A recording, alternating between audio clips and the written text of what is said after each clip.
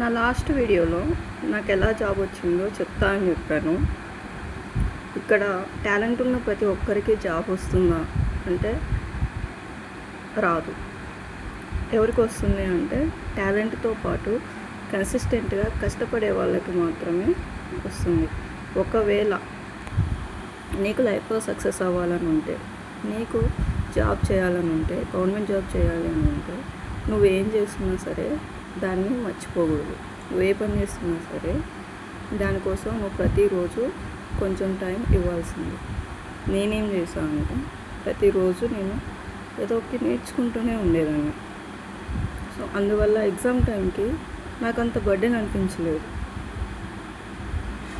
నాకు చాలా ఈజీ అయిపోయింది. నేను ప్రతిరోజు ఏదో ఒకటి చదువుతున్న ఇంగ్లీష్ పేపరు, ఇంగ్లీష్ గ్రామర్ కానీ,